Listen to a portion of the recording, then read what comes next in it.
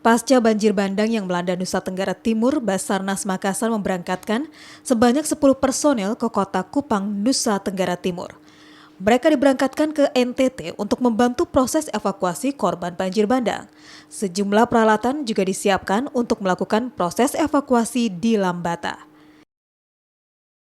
Baik, tadi malam kami mendapat informasi pada pukul 20.15 waktu Indonesia Tengah dari Basarnas Pusat bahwa di Lambata atau di daerah terjadinya bencana alam banjir memohon perbantuan untuk mengevakuasi atau perbantuan tenaga rescuer untuk ke Lambata.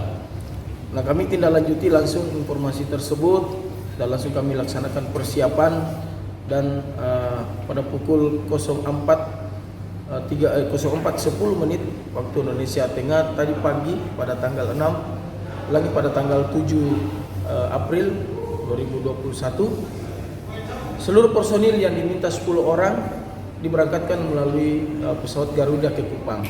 Pada pukul 14.00 waktu Indonesia Tengah seluruh teman-teman yang 10 orang akan tiba di Lambata dan langsung melaksanakan pengevakuasian korban yang saat ini dicari sebanyak 71 orang yang hilang di sana, dan sementara tim AJU yang ada di sana sementara melakukan evakuasi dan pencarian korban ke 71 yang telah diinformasikan kami dari Basarnas Pusat.